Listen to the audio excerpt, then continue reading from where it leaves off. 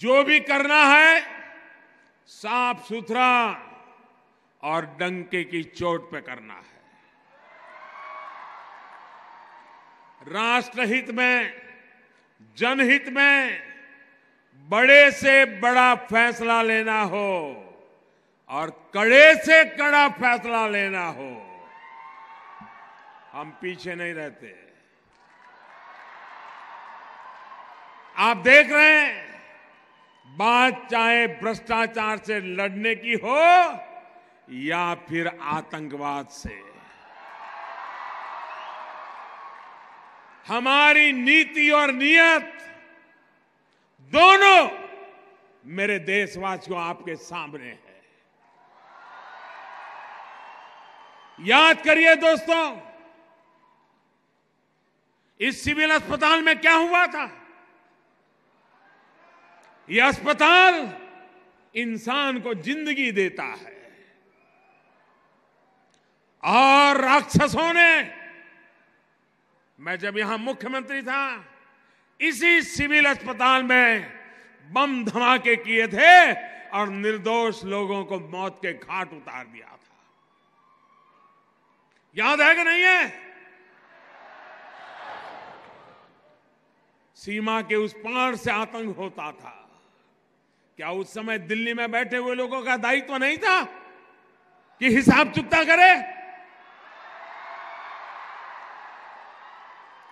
भाइयों बहनों, ऐसे ऐसे चीजें मेरे दिल में पड़ी हुई है। और मैंने उस दिन भी कहा था, पुलवामा के बाद मैंने पब्लिकली कहा था कि जो आग देशवासियों के दिल में है वो आग मेरे दिल में भी है।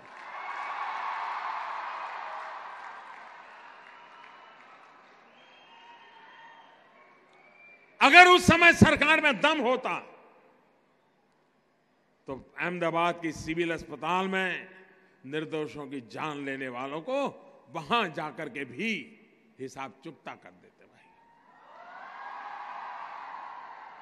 मुंबई में 26/11 हुआ,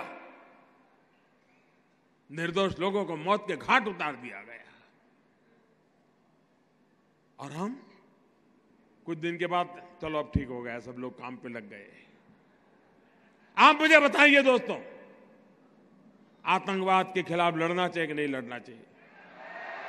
आतंकवाद को जड़ मूल से उखाड़ना चाहिए कि नहीं उखाड़ना चाहिए? आप मुझे बताइए, कौन पार्टी है जो ये काम कर सकती है? ईमानदारी से बताइए, कौन कर सकता है?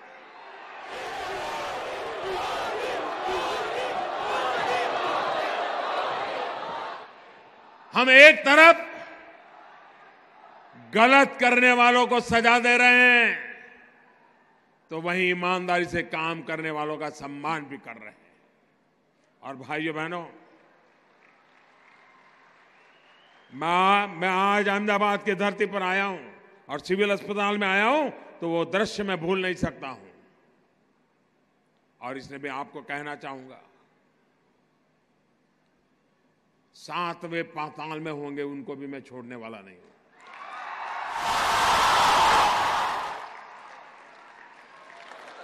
और देश का दुर्भाग्य देखिए, कुछ लोगों को तो पता नहीं क्या हो गया है। आज पाकिस्तान के अखबार की हेडलाइन देख लीजिए, भारत के नेताओं जो बयानबाजी करते हैं वो पाकिस्तान के न्यूज पेपर की हेडलाइन बन जाती है। ऐसे नेता ऐसी बातें करते हो जो पाकिस्तान के टीवी पर दिखा रहा है, पाकिस्तान की पार्लियामेंट में चर्चा हो रही है। क्या ये देश हित का काम है क्या? आप ऐसी बात बोलोगे जिसे पाकिस्तान तालियां बजाए?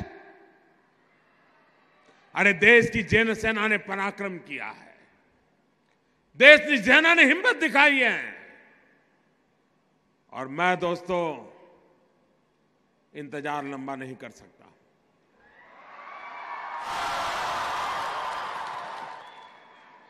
चुन चुन करके हिसाब लेना ये मेरी फितरत है।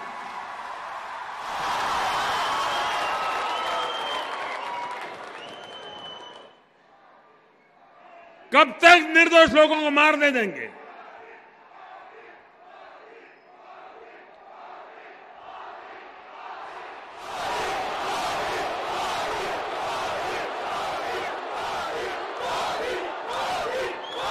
आप दोस्तों बताइए मुझे, आपको हमारे देश की सेना पर भरोसा है? उनकी बातों पर भरोसा है? वो जो कहते हैं उस पर आप विश्वास करते हैं? सेना जो कहे उस पर मुझे विश्वास करना चाहिए? सेना जो कहे उसको मुझे मानना चाहिए? लेकिन कुछ लोग हैं जिनको सेना की बात भी पसंद नहीं थी। अरे मोदी की बात मत मानो भाई, मैं नहीं कहता हूं मेरी बात मानो, कम से कम सेना पर तो अविश्वास मत करो। उनके पराक्रम पर तो दाग मत लगाओ। वो जान की बाजी लगा करके खेलता है, वो देश के लिए मर मिटने के लिए निकलता है और सफल होकर के आता है, तो आपकी नींद हराम हो जा रही है। और मान लीजिए ये हमारे सेना के लोग गए थे और मान लीजिए वहां कुछ हमारी योजना के हिसाब से ना हुआ होता और कुछ उल्टा हो गया होता, तो ये लोग क्या करते? क्या करते मुझे बताइए? किसका इस्तीफा मांगते? किसका इस्तीफा मांगते? क्यों भाई? मतलब राजनीति आप कर रहे हो, अब सफल हो गए तो चिल्ला रहे हैं कि मोदी ने तो आर्मी का नाम ही नहीं देना चाहिए, जय जवान जय किसान भी नहीं बोलना चाहिए। क्या देश की सेना के जवानों का गौरव करना चाहिए कि नहीं करना चाहिए? उनका सम्मान करना चाहिए कि नहीं करना चाहिए? लेकिन इनके पेट में दर्द हो रहा है।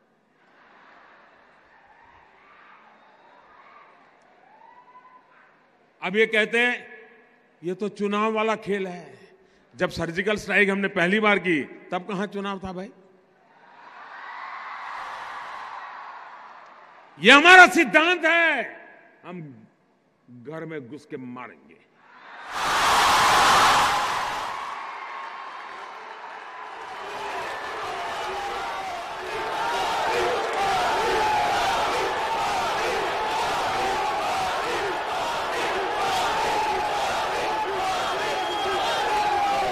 कोई देश ऐसी असहाय अवस्था में नहीं रह सकता है। 40 साल से आतंकवाद हिंदुस्तान के सीनों में गोलियां दाग रहा है जी। भारत मां की सीने में गोलियां दागी जा रही है, बम धमाके किए जा रहे हैं, निर्दोषों को मारा जा रहा है।